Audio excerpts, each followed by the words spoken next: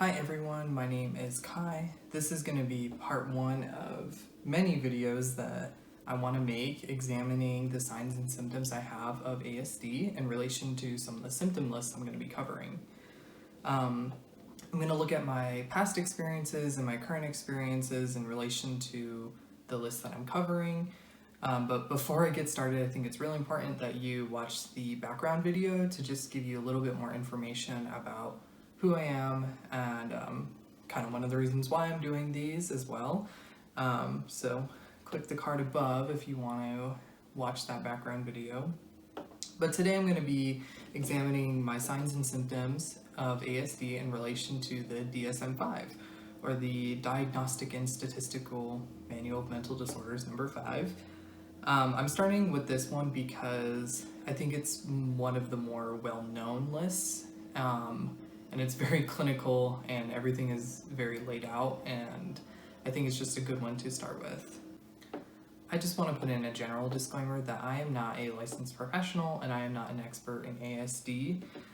I'm just some guy on the internet with my bachelor's degree in psychology, and I am going into school psychology later on in 2021, but I'm not a licensed professional, not yet at least. If you are having any concerns about, if you think you have ASD or someone you know might also have ASD, I think it's best that you talk to a licensed professional about it and not just, use me as the baseline of that. That would not be very wise. So today I will go over a brief history about the DSM-5 and also kind of give my opinion about it as well in relation to like autism being in the DSM-5. And I will kind of go over what the DSM-5 is useful for and what it really isn't useful for. While I'm gonna go over in detail what the DSM-5 says about autism, I'm gonna read just verbatim from the text itself, and then I'm going to translate it into normal language so it's a little bit more accessible. Obviously I've gone through my psychology bachelor's program, and it gave me a pretty good insight on how to translate some of what the text is saying. So hopefully I can use that and explain it in a way that's pretty friendly to everybody. So the DSM-5 contains descriptions, symptoms, and other criteria for diagnosing mental disorders. It's helpful for clinicians and patients because it creates a common language for talking about the disorder itself, and it can help also guide decisions for treatment as well. There's a lot of discourse, I guess is the best way to describe it, surrounding what makes something a mental disorder and what doesn't. And that's not the topic of this video. I would be here for probably 10 years if I wanted to, but it'd be something interesting to talk about in the future for sure. The DSM-5 has almost 1,000 pages, so there's a lot of diagnoses in there. Right here on my desk, I have the pocket version of the DSM-5. It is not this small. Right below it is the DSM-4, which I think was 10, 15 years apart. And so this is just the pocket version, so it's not the full version. The full version is over 1,000 pages though. So there's a lot in there. But one thing I do want to highlight is that there are diagnoses in there for things that we don't classically consider as mental disorders. So there's things like narcolepsy, there's intellectual disability, even erectile dysfunction, and Alzheimer's. So at least to me, when I hear those, I don't necessarily think of them as mental disorders, but all of those conditions do have psychological effects, and it's very useful to have that all in one book, so everybody can kind of use it and describe what's going on, and clinicians can talk about it and have a common understanding of what they're talking about, and also help guide decisions for treatment for these disorders. So I personally don't think ASD is a mental disorder. But not in the same way that depression or anxiety are mental disorders. but ASD certainly does have psychological effects, and I think the DSM does a decent-ish job outlining what those are. I think I do want to dive deeper into that question though, and is ASD a mental disorder? I think it's a very interesting topic, and I don't know, I just think it would be fun, but that would also like require a lot of research. But you know, if you're interested in hearing me talk about something like that, feel free to leave a comment below and I would be happy to explore it more. Okay, so just one more disclaimer before we move into the meat of this video. I just want to say that the DSM-5 is not the epitome of like what describing like ASD is. So, you know, if some of these do resonate with you and you think you might be on the spectrum, I think it's good to reach out to someone who's more of a professional in this or do some other research yourself about it. But, you know, if you do have ASD and what I'm talking about maybe doesn't resonate with you, I just want to say that you're still valid in that. Like, the DSM-5 is not the best way to describe like what an experience living with a disorder or neurodevelopmental condition is like. It just kind of describes what some of the symptoms are, and it does not capture everyone 100% of the time. And I guess that's one of the reasons why I'm doing this series where I'm looking at different symptom lists. It's because that, you know, the DSM-5 does a decent job at kind of describing what the core characteristics of autism are. But there's also a lot of things that it doesn't really cover that some of the other symptom lists do. And I'm very interested in kind of like, you know, going through those lists. It's been a really long time since I've actually looked through them. It's been almost like 5 years at this point since I've really looked at any other kind of lists. And so I think it'd be interesting to kind of help describe what ASD is like, especially, you know, a lot of the lists I think are created by people who are clinicians or kind of like in the same field of clinicians but have worked with a lot of autistic people, and hearing them kind of describe and compile like a lot of the common like traits that they keep seeing, I think is really useful, and it can be really helpful for other people as well who might be struggling with the same things. Alright, so now I'm going to go over the DSM-5 criteria. So I'm just going to read straight from the book. Well, I like having the book right here for a display, but I, you know, transferred it onto my script in front of me. So I'm going to read from my script that I got from the book, and then I'm going to translate it and then give examples of how I do or do not manifest the symptom. So the structure for like a diagnosis in the DSM, it starts with like the criterion for letter A and then letter B and so on and so forth, followed by a list of symptoms for that specific criteria. So some of the disorders will need a certain quantity of symptoms checked off in order to qualify for that specific criterion.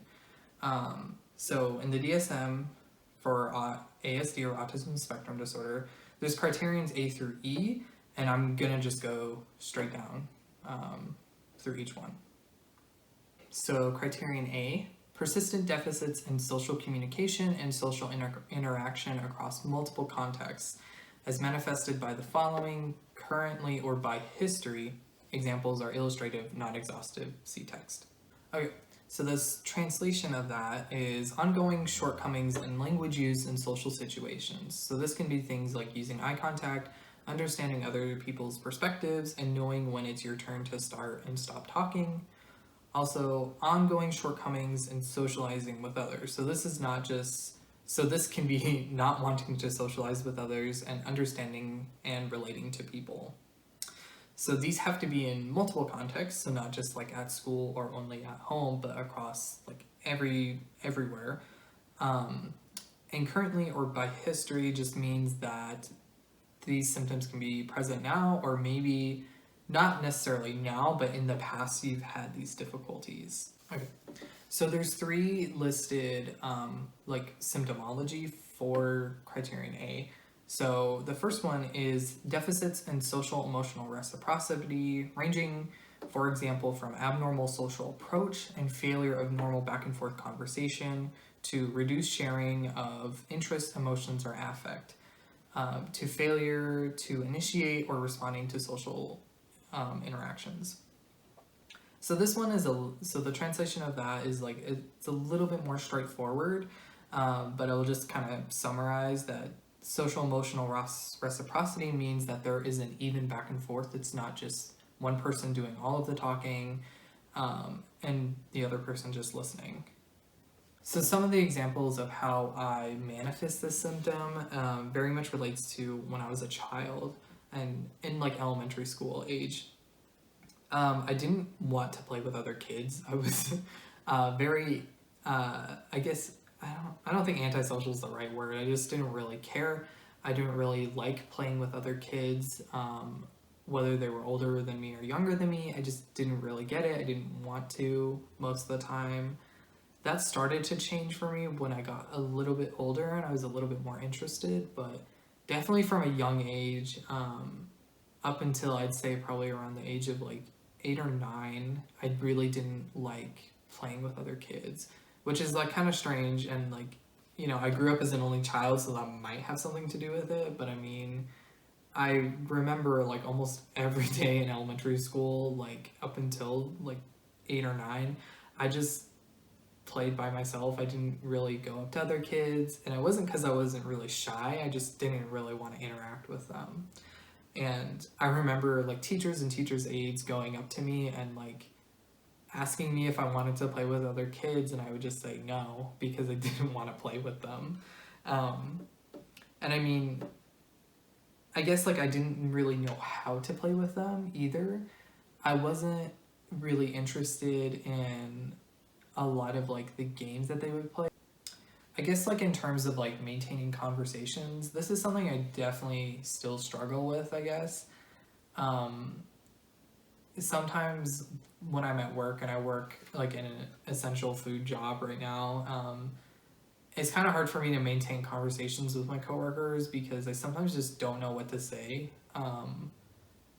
And you know, for the most part, I consider myself as a pretty honest person, but I just also find it hard for me to like respond authentically and honestly, but also still kind of keep up the rapport I have with them. I just find it really hard, and I don't know.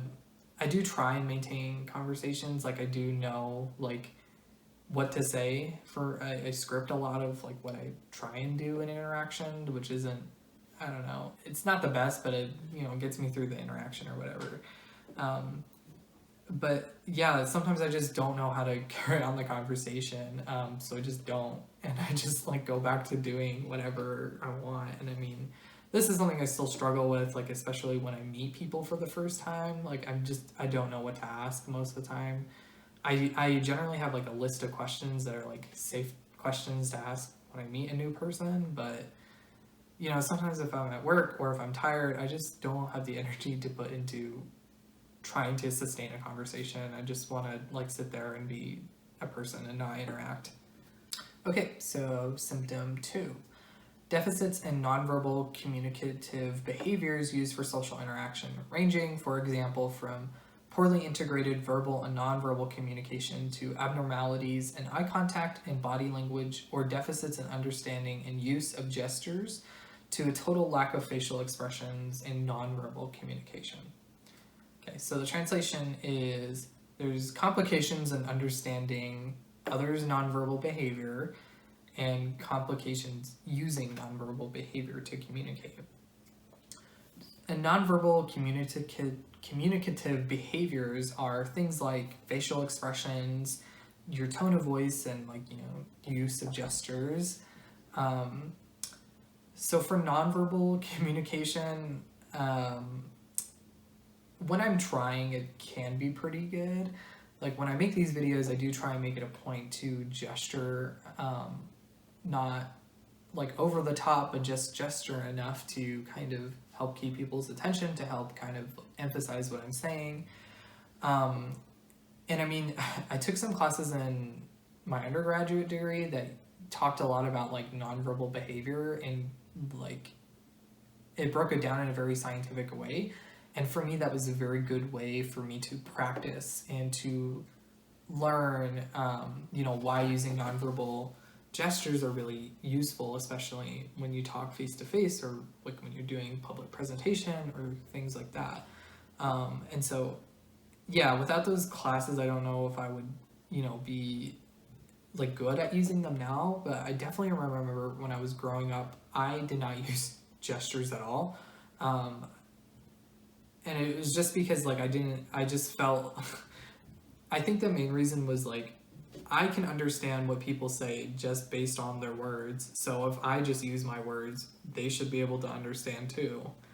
And like tone of voice is still sometimes I kind of have an issue with. A lot of my friends tell me I'm very intense when I'm trying to not necessarily be like serious, but I think just like my tone of voice when I'm not like using intonation or changing it that much can be off-putting in a way, especially when, when I'm with my friends, it's usually like a very friendly interaction, and sometimes they don't understand why I'm like talking like very serious and very like direct.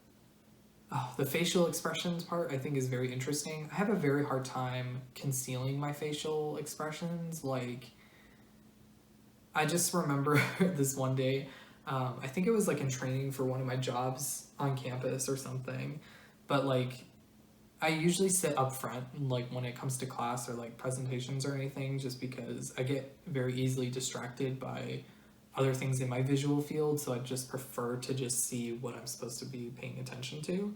But I remember, I think it was like the director of something, I can't remember his name, but he told a joke and it was not very funny. It was kind of like a dad joke. I don't even remember what it was, but I just remember I didn't really change my facial expression, and like he made eye contact with me, and like I could his like smile just like kind of dropped, and I was like, oh crap, I kind of made him feel bad because I didn't laugh. And so like I sometimes have to remind myself to give the appropriate response or the response that people are looking for, just so that the interaction goes a little bit smoother. But even to this day, I still have a hard time like concealing my facial expressions. And my friends really enjoy that. And sometimes I do think it's funny when they capture it on video or on like a picture. I eye contact is talked a lot about in like ASD literature, and it is kind of important, especially in American culture where making direct eye contact is like very good. So I have the problem of either making too much eye contact or not any eye contact at all. Um, like I kind of realized when I graduated that like, oh, I look at my teacher, like my professors, like in the eye during lecture, like when I'm not taking notes or like looking at the slide. I'm looking directly at them and I sit up front, and that must be kind of intense, I feel like. Um, yeah, and I think it's just because like I'm very invested and I'm very much paying attention to what is going on, what they're saying. Like a lot of my professors told stories, and so I would just lock eyes with them and just like be very like into what they were doing. But like eye contact to me is something like very intimate. Um, I guess like to me it's like at the same level of intimacy as like giving someone a hug. Just because like it's not really painful, but it just feels like I'm connecting with somebody on a very personal level, and it's like I'm usually not there at that level with people who I just talk to every day. Like that's just so kind of weird to me. Um, and so, but I also understand that like when I make eye contact or pseudo eye contact with people, it makes them feel like I'm listening and being understood. And for the most part, I want them to like know that. And so I'll look at like their like the tops of their ears, like just past them, or look at their like forehead or eyebrows, or if they're wearing glasses, I will look at that. And honestly, like a lot of people are really bad at trying to figure out if someone is looking you in the eyes or not. And so I think like a lot of people think I have very good eye contact, but I'm not looking at their eyes. I'm just looking at their head. Um, and I think that kind of gives like a false like estimation about like autism itself, unless like you ask someone like directly, are you looking into my eyes, and like a lot of autistic people I feel like would just say no, they're not, but you just can't tell because we're not good at picking that up. Okay, so symptom 3 is deficits in developing, maintaining, and understanding relationships, ranging, for example, from difficulties adjusting behavior to suit various social contexts, to difficulty in sharing imaginative play or making friends, to absence of interest in peers. So the translation of this is a little bit more straightforward, but essentially this is problems with making, sustaining, and understanding how relationships work. So when I talked about in elementary school how I had no interest in peers, like this also kind of relates to that. But as I got older, I kind of, I developed a desire to make friends when I was like in middle school. And I think by then I was starting to pick up that I was very different than other people. And if you watched my introduction video, you know that I'm a transgender person. And so growing up for most of my life, I was a girl.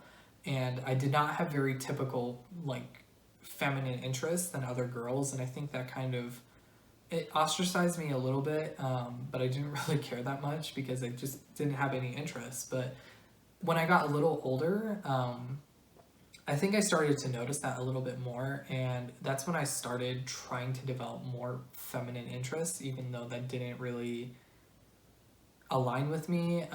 But I did it so I would have something to talk about when I went to school. And like through and through, I'm like a very honest person. I'm really bad at lying or faking something, and so if I want to talk to people about something, it has to be something I know about, because like I just can't make up like believable things about things I'm not taking part in. And so that's when I started to try and be like somewhat interested in what other people were talking about. And so this kind of like led me to be kind of interested in music in some of the TV shows that were on.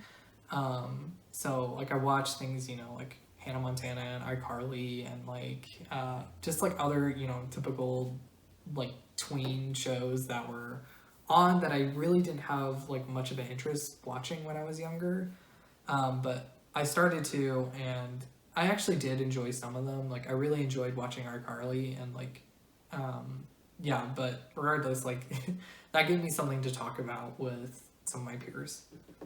So I think for me, like being very conscious about like my difference made me very much kind of like a observational person. I got very good at observing other people and figuring out and deciphering what they're doing, so I could kind of mimic them, or at least or at least try and analyze social situations and get the gist of what was going on, so that I could potentially use that in the future. And so from a young age, I just started doing this, and I still sometimes do that, especially when like on campus, like when there are a lot of events. I'm usually someone who will kind of stay off to the side for a pretty good amount of time until I kind of, analyze what all is going on. And that's when I feel a little bit more comfortable going in and trying to socialize. I need to kind of read the situation for a little bit, for me to understand what's going on, so I can really be more invested and more active in taking part of whatever is happening. So while I spent like a lot of time kind of like studying and observing kind of like my peers and other people, I still was a very like honest and straightforward person. I think that played to my advantage. I'm also not someone who's kind of considered shy. Like I think when I was younger, a lot of people read me as shy, but I think that just was I wasn't interested, and so I just didn't participate. So that probably looked like someone who was shy, but in general, like I consider myself a fairly friendly person. And I kind of got lucky, like in middle school, the main group of friends who I hung out with, all of us were kind of like misfits. And yeah, like, you know, all of us were, you know, we had pretty different backgrounds, but we all got along and we had enough general interests together as a group that it just kind of worked. And I feel like I got really lucky because I'm still friends with a couple of those people today, and their friendships mean a lot to me. And yeah, and I mean, they're also people who I consider as very accepting, and I think that was really helpful for me because I was a little weird, just to put it kind of how it was. But you know, I think being around people who just kind of accepted my weirdness but also appreciated me really helped me develop like a good like self-esteem and a good basis on like how to develop friendships. Okay, moving on to criterion B. So criterion B reads, restricted repetitive patterns of behavior, interests, or activities as manifested by at least two of the following, currently or by history. Examples are illustrative, not exhaustive. See text. Okay, so I'm going to break this translation down a little bit. So there are limited interests expressed by the person, and limited behavior of what this person does that happens repeatedly. So this will all, I think, explain like a little bit more when I talk a little bit more about like this criteria. It's kind of hard to explain, but like when I just read through it, it will make sense, I promise. Okay, so symptom 1 is stereotyped or repetitive motor movements, use of objects or speech. Simple motor stereotypies, lining up toys or flipping objects, echolalia, idiosyncratic phrases. Okay, so translation of that is repeated movement of the body, using objects in a limited or similar way, or repeated patterns in speech. Motor stereotypies are rhythmic and repetitive movements in the body. So example of this would be hand flapping or like body rocking. Echolalia is when a person repeats phrases that they hear, usually like the last part of that phrase. And idiosyncratic phrases is language that assumes that everybody around you knows what you know, which is, I think, the best definition I could find of it. But like an idiosyncratic, like that, just that part means something that is specific to an individual. So this definition also points to differences in play. So instead of playing with a toy as it's intended to, they may play with it in a different way. So something just to know, in the ASD community, motor stereotypies are referred to as stimming, which is a shortened version of self-stimulatory behavior, which is very similar to motor stereotypies. As a child, I probably was perceived more as like a fidgety person, and I still kind of am when I'm sitting at my desk. I actually got into a lot of trouble growing up because I was pretty fidgety. But yeah, I mean, one of the examples I can give is that I don't know like what your elementary school had, but we had desks that were just like kind of like rectangular and large, and then there was like a cubby space underneath, and that cubby was supposed to hold all of our supplies. And so it started like in second or third grade. I think towards the end of second grade is when I started doing it. But I would take scissors and I would drill holes into the side of my desk, and I would just sit there, like kind of twirl the scissors, and it kind of helped me focus, and it just gave me something else to do because I was pretty bored in class a lot of the time, if I'm being honest. And I got into a lot of trouble because my desk, like on the inside, was just kind of destroyed. There were holes in it. And I remember like my mom was called to the school, and like they had to pay like $50 per desk or something. And so I got into a lot of trouble, but you know, I still did it because I didn't have anything else to kind of play with, and it was just kind of fun and relaxing. But today, like I still stim. Like I don't really feel comfortable stimming in front of other people. And sometimes like it does kind of happen, but like I feel like a lot of my stimming behavior is more kind of low key. Um, like I have a lot of fidget toys, and that really does kind of provide a more appropriate outlet, I guess. But like everybody does some form of stimming one way or another, so that could just be like, tapping your foot up and down, or just like waving your pencil, or doodling even could be considered stimming. But like I guess like for me, I really enjoy kind of like body rocking. I don't know, it just feels like really soothing, and it just feels nice to do. um, and when I was a kid, I remember I had this very kind of specific stim where I used to have like very long hair. Like I never cut my hair when I was growing up, and so I would like run my fingers through my hair, and I would like scratch my scalp, and like it just felt really really good, and I felt like I had to do it almost. And like sometimes I'd scratch too hard, and there would be like kind of blood or like scabs, and so it was kind of gross, but like it just, I don't know, it just felt good. And like when I was growing up, people were just like, oh yeah, it's just a girl playing with their hair. And I mean, to a certain extent, yeah, but it was kind of more than that. um, so I think like a lot of my stimming was just kind of under the radar, and like people didn't really notice, or they just misinterpreted it. So as a child, like I really loved organizing things. One of my favorite activities was organizing my Pokemon cards, and I think I'm going to talk about Pokemon later on. It was my special interest as a child, but yeah, I would just take out all my cards and I would organize them. And I had a ton of cards. Like it would take me a couple hours to go through all my cards and organize them a specific way. But yeah, I would organize them by like color, and then like I'd organize them alphabetically, or organize them by, the level of like HP that a card had. And so like it was just so like time consuming and fun, and I just loved the act of like organizing it.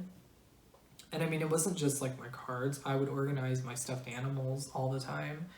I would line them up like against my bed and I would organize them in different ways depending on the day. But like I would organize them from like tallest to shortest, or from color, or like species of animal that I had. And they were all like stuffed animals. And so I just spent a lot of time doing that. I don't know, it was just like really relaxing and really fun. And I mean, like, I would organize my art supplies too by color. I would organize like stacks of paper, or just like certain items that I had that were in a certain category. I really liked organizing them and having them in like a very neat way. And like even sometimes with the food I would eat, I would organize it. Like with Skittles or M&Ms, I would sort them all by color and have them in little piles, and then I would systematically eat them. And I don't know, it didn't really cause me distress like if I didn't do it, so I don't think it was kind of like OCD behavior, but it was just, I think it was just like very aesthetically pleasing to me, and that's why I did it. But in terms of like playing, so when I was done organizing everything, I don't think like my play was very typical. I would spend a lot of my time like with stuffed animals, and I would recreate scenes that I have seen. So I watched a lot of Pokemon shows growing up, and one thing that really irked me as a kid, and still like kind of did, was just like the inconsistencies between like how the game worked and how on television it worked. And so after like seeing like a battle on the TV, I would go and like play with my stuffed animals, and I would recreate the scene, but I would do it the right way. And that's how I thought of it, of like, that was not supposed to happen. Like that's goes against the rules of this universe. Like this is how it's supposed to play out. Like what the heck? And that would kind of be like calming for me, I guess.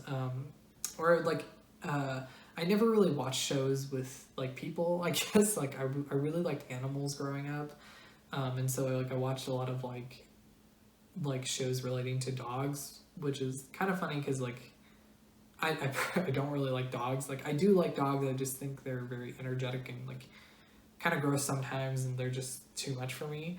But like I was really into like watching like dog sled kind of competitions, or just like watching movies about it, and so like that was like for me just like recreating those scenes was just really fun, but it would be in a way that I had seen before. I wouldn't really do anything new with it.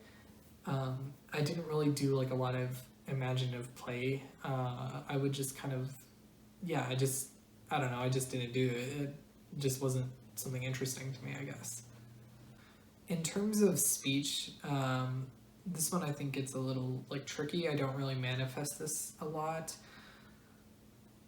But like I do remember as a kid, like I would get certain phrases stuck in my head and I would repeat them over and over, sometimes out loud verbally, but most of the time it was just in my head, and it would just be like kind of like repeated like throughout the entire day. And like it wasn't like, you know, you get a song stuck in your head. It was just like a part of a phrase that I would just like repeat over and over in my head. And I don't know why, like it wasn't really annoying to me, like kind of how a song would be stuck in your head and how that can be kind of annoying after a while.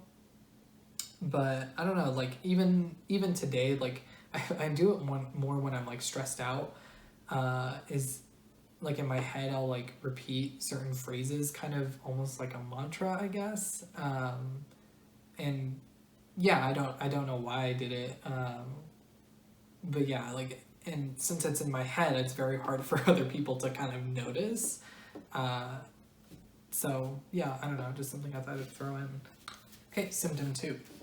Insistence on sameness, inflexible adherence to routines or ritualized patterns, or verbal nonverbal behavior. So for example, extreme distress at small changes, difficulties with transitions, rigid thinking patterns, greeting rituals, needing to take the same route, or needing to eat the same type of food every day. So a translation of this would be an emphasis on keeping things the same, a rigid adherence to routines, or having specific patterns of doing things. Basically, people with ASD struggle with unexpected changes or how things are supposed to be, and have a very strong preference for their routines and habits. The difficulty with transitions part basically means moving from one activity to another, so transitioning between one thing to another thing. So as a child, and sometimes now as an adult, I still find it very difficult to transition from one activity to the other. And I think I require like a little bit more time than others to really kind of shift. It's very difficult for me to stop whatever I'm doing and like be interrupted. It's just very, I don't know how to explain it. It's like my brain is on like one track, and it's like going down this track like as fast as it can, and then it's like you automatically try and knock the train off track, and it's just like, I don't know, it just like really bugs me. Like I'm trying to like do something and I'm like just interrupted. And like as a child, I would throw fits. Like I think it was really difficult for me like, in school. But yeah, like if I, you know, really didn't want to do one activity, I would just stop and I'd throw a fit in the middle of class. Or I became very, very irritated by others. Like I would sometimes be so frustrated that I'd like break my pencils, or like I'd have to go and like cool off somewhere. And like I would like kick and cry just because like I don't know, I just wasn't given enough time to transition. Like I think for me, I have to have a certain amount of time where I can wind down, like stopping one activity, so I can like just finish it or leave it at a place where it feels good, so then I can go and do something else. And I think that just takes longer for me. Like even in college, like I just felt like sometimes so frustrated, like if the good part of the lecture was at the end, because then we had to stop, and then it was just really hard for me to process like taking notes and like understanding everything, and then like having to pause my notes, pack everything up, and then leave, and then just go off into like my next activity. And like sometimes my brain, I think, is just so like rigid and so like on one specific subject that it's just so hard for me to stop all of that immediately and just go on to the next thing. I also have a hard time dealing with like unexpected changes or just things that happen super last minute. I'm not a very spontaneous person. Like, I have to plan when I am spontaneous. And spontaneous to me is like, okay, I have like a break I have a break on this day, and so, I kind of want to go try a different, like, or I just want to go explore somewhere else, and so I have to like schedule in a lot of time for me to be spontaneous, which like is fun. Like I think for me, I really have to structure it that way for it to feel like something I want to do. Yeah, I don't know how to describe it other than that. But yeah, I also really struggle with like changes or things super last minute. It's just very hard for me, for my brain to be that flexible sometimes.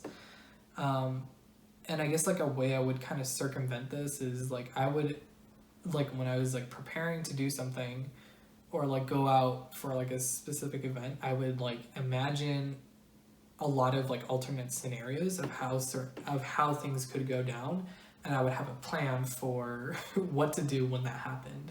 And like it wasn't really, I guess it kind of was out of anxiety, but it was just more like I just wanted to be prepared because I hate last minute changes. And so if I planned for everything that could happen, then it wouldn't be like unexpected.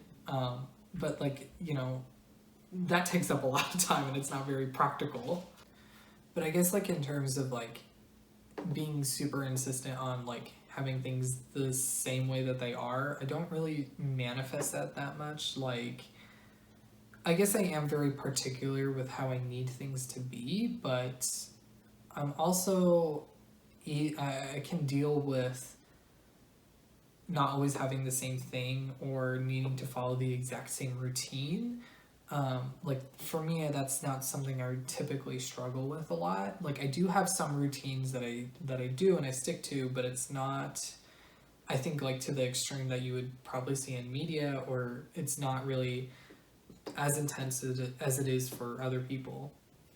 Like I think for me, like sometimes I even will get bored with having the same thing over and over again. Like I kind of have this problem with my diet. Like I need a lot of variety in my diet because like even if I'm hungry and it's like I have leftovers, but it's like the same leftovers I've had for a couple of days, I just can't eat it. And it's like I just need variety and like especially like my diet. But my routines for the most part, like I'm not super insistent on them, I guess. Like I do have like a nighttime routine that I follow that I kind of feel like I have to follow, but it's not gonna like ruin my evening or something if I don't follow it. But I would say like 95% of the time I will follow that nighttime routine that I have.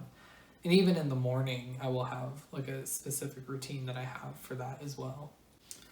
Okay, so symptom 3 is highly restricted fixated interests that are abnormal in intensity or focus. So for example, strong attachment to or preoccupation with unusual objects, excessively circumscribed or perservative, very intense interests. So for the translation of this one is somewhat more straightforward, but it is essentially describing what in the autism community we call special interests. So special interests are intense interests on a usually specific topic. This, however, goes beyond like what is kind of expected for a typical child or a typical adult.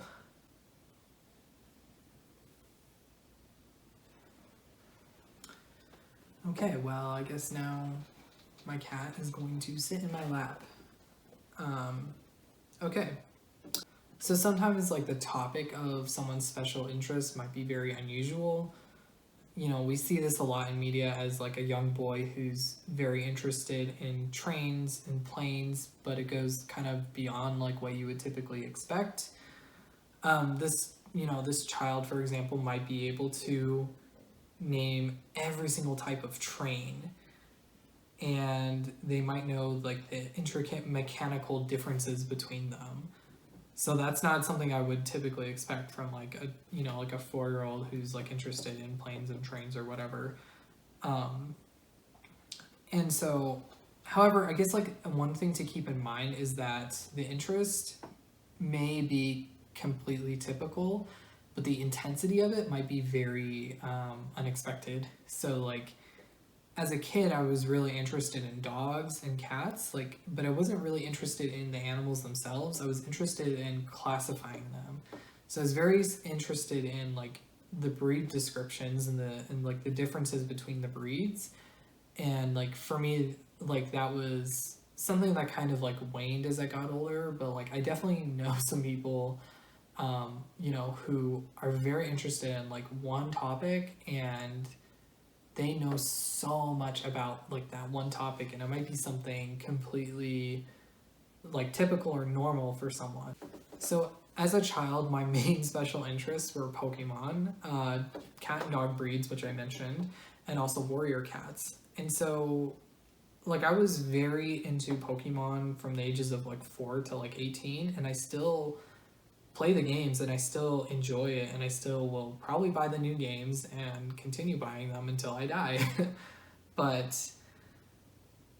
for me, like Pokemon was like that was the only TV show I would watch. It was the only movie I would really watch. It was the only game I played. Like I would have like the old Nintendo like game systems, but I only bought Pokemon games. I never played anything else. And it was just that, and I became like an expert on just like Pokemon lore and like how the game works and like the different like battle mechanisms that go on in the games. And I think like for most people that kind of went beyond like their typical interest in Pokemon, because like I was born in 1996, and so Pokemon was kind of in its heyday from then and like a couple of years into the 2000s. But so like it wasn't kind of abnormal for me to take interest in it, but the level of it was very, very intense. And like even like the things I would read, they would be very Pokemon centric. So I would read the manga that came out with Pokemon. I would read the game manuals like in depth, and I would go online and I would look up like more information about Pokemon. It was very, very intense. And I loved every moment of it. I really did. And I still really do enjoy like a lot of things about Pokemon. But like since then, like some of my interests have changed. One of those, like I think, were warrior cats. Like I read every single warrior cat book. I think I stopped just because like I kind of outgrew them, and also the writing is not super great. But I don't know what it was. I think it's just because I kind of already liked animals. Like, and as you can see, I have 2 cats. But yeah, I don't know what it was, but it was just something I really like enjoyed and I took part in, and I became very like invested in it. Like I was on like old warrior cat forums and like in like role play groups and just like a lot of other stuff. But yeah, that was just something I was super interested in. Okay, so the fourth, I think, criteria or symptom of this is hyper or hypoactivity to sensory input or unusual interests in sensory aspects of the environment. So for example, apparent indifference to pain or temperature, adverse response to specific sounds or textures, excessive smelling or touching of objects, visual fascination with lights or movement. So the translation of this is oversensitive or undersensitive to sensory information, or like certain types of sensory input that is not typical. Some examples of this would be someone, like a person with suspected autism or with this symptom, may think a sound is super loud when it really, like, it doesn't seem that loud to you or to like a lot of other people. A person might also be oversensitive and undersensitive to like the same type of input but in different contexts. So I guess like I can use myself as an example for this. Like I'm someone who's very sensitive to sound. I feel like I hear everything. and some of the sounds to me are much louder than I think they are to other people, and they bother me more than the average person. Sometimes it gets to the point where like it physically hurts, like it feels like a drill is being drilled into my brain when I hear things that are just really loud or very abrasive to me. Um, but like on the flip side of this, I really love going to concerts. I don't, I don't know how to describe it. Just like I know it's loud, but like I'll wear earplugs sometimes, or sometimes I won't, and it's just like if it's a band or music that I really enjoy, I can just really get into it, and I love feeling like how like the drums, like I can feel it in my chest, or I can feel like the different instruments playing, and it just feels so good. It's like a sensory like experience that is just so like pleasurable when it's like a band I really like. So as a person, I'm very hard to shop for because I'm very picky about what I will wear. I've gotten better about this, I think, as I've gotten older because I figured out what I like. But like as a kid, I had a really hard time wearing anything that wasn't just like a plain T-shirt. And like, yeah, I don't know what it is. It's just like it just feels awful. Like I sometimes really hate wearing shirts that have like printing on them because like I can just feel the actual print on the inside of the shirt, and it just is so scratchy and so like unbearable to me that I just cannot wear it. And I mean like even I guess like the fabric texture as well. Like I prefer wearing like softer shirts. Like most of my attire I wear is, you know, I have a couple of button downs like this, but the texture is very light and it's not very scratchy. But I will usually wear like a plain t-shirt and like skinny jeans probably, and maybe like a flannel over it or something. Like something very simple because I just don't like how a lot of textures kind of feel. And even like before I transitioned and everything, that was still like my outfit. I would wear just like jeans and like a plain t-shirt and and like a hoodie, and like that was comfortable for me, and that's just like what I wore all the time. And like I've only recently gotten into like wearing shorts, but like I used to never wear shorts because it's just like I hated feeling everything touching me like on my legs. And like that's kind of gone down as I've gotten older. But yeah, like that was just like I never wore shorts growing up, like ever. But I guess some other kind of sensory aspects is like I really like having like deep pressure, so I sleep with a weighted blanket, and like it just helps me sleep so much sounder. I like it when my cat actually sits in my lap a lot because it kind of provides like that weight to me. I don't know, it just is very relaxing and it feels very nice. Um, I guess like for visual things, I'm very I guess I'm like typically sensitive. I don't know, maybe probably I'm a little oversensitive when it comes to like visual input. Like if there's a lot of things happening on a screen, like my brain just short circuits and I just can't pay attention to what's going on because it's like too overwhelming. Um, or like when I go outside and it's so bright, it just like it's painful to open my eyes and look around. To the point where it's like I will just stop. I won't keep walking. I won't go forward. I need just like a minute to adjust and recalibrate my settings, I guess. Okay, so criterion C.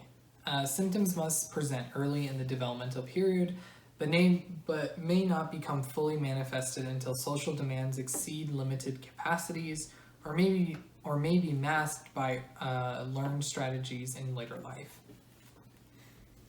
So the translation of this is basically you need to show symptoms or traits from a very early age, not suddenly start showing these symptoms. Like that would be indicative of something else. However, a person could start showing these symptoms early on, but through masking or learning different coping strategies, they kind of overcome or they learn how to conceal certain behaviors. So for myself, I know that when I was younger in elementary school and in kindergarten, I showed a lot of these symptoms, like, and I think, and I still do show these symptoms, but they just manifest differently because I'm older and I now have different ways of coping with them. And I think like in middle school and in high school, that's when I learned how to conceal some of my like traits and behaviors, because I was more socially motivated to make friends and to try and like fit in, or at least have a couple people who I could talk to. Um, and so I learned how to like copy what others were doing, and I like, spent a lot of time even watching videos about like how to be perceived as kind of like typical or normal. But if you watched my background video on like kind of like the introduction to this series, you would know that I don't have people in my life anymore who knew me from like such an early age, who I can really discuss this with in depth about. And I think there's something to be said about like, my experiences are just as valid, but it would have been nice to get another confirmation from other people who are around me to kind of help also determine that for me. When I was like in the middle of the process of getting a diagnosis, I actually obtained hospital records from when I was like a baby. So like the baby well visits, but it was like photocopied so many times that it just like, it didn't show up well. And I think the sheet that they gave me wasn't even filled out by my mom at the time. And I also know that my mother she had a very big stigma around like mental illness or disability or just anything kind of within that realm. And even as a child, like I clearly showed a lot of behavioral issues, and I also had some learning difficulties, but I think my mom was like too ashamed to really talk about what some of those were. And so even if I was going to be, if I did obtain like records of like meeting certain milestones, I don't know if she would have really told the truth. But also my dad was the primary one who raised me from like until I was born up until he passed away when I was 2. And obviously like I don't have like records from him, or I don't know like if my mom kept detailed records from that time period. But either way, I don't really have access to them. So sometimes my earliest memories are kind of all that I have to go off of from that. Okay, criterion D. Symptoms cause clinically significant impairment in social, occupational, or other important areas of current functioning. So the translation of this is basically your symptoms and traits are causing a lot of problems for you to be a person in like multiple ways. So in my diagnosis video, I talked about like one of the reasons why I was seeking out a diagnosis and figuring out what was going on with me. And like a lot of that was like related to my academic struggles. I was struggling a lot more like in my academics more than what I was like typically like used to experiencing. And I knew like that there was something going on with me, just like in terms of like my academic progress that was never really sought out or like treated as a child. He's back. So I guess additionally, I was really struggling with depression and anxiety, and I was in therapy and I was also on medication, but I wasn't really making progress, or I would make very little progress and then I would slide back, or I would just be in kind of like a treatment loop for just months on end where I just like felt like I wasn't getting any better, and I knew that like there had to be something else that was causing like a lot of these issues in terms of like my treatment progress. And so for me, like it was clinically significant because I was kind of suffering a lot from like depression and anxiety that wasn't really easy to locate. And like one thing I will tell you is like if you're someone who struggles with like depression or anxiety, like, and if you have something underlying like autism or ADHD, like it's good to have like the autism or ADHD also treated, because like that is so pervasive and like everything that you do that kind of needs to be talked about or managed in some way, I think, before you can really make progress in other areas. You still can make progress obviously, but I think like for neurodevelopmental conditions like that just affect everything, you need something to kind of deal with that first, or at least like have some type of like co-treatment going along with it. We've made it to the last criterion E. So these disturbances are not better explained by intellectual disability, intellectual developmental disorder, or global developmental delay. Intellectual disability and autism spectrum disorder frequently co-occur. To make a comorbid diagnosis of autism spectrum disorder and intellectual disability, social communication should be below that expected for the general developmental level. So, okay. So the translation of this is basically there's not another disorder that better describes what this person is dealing with.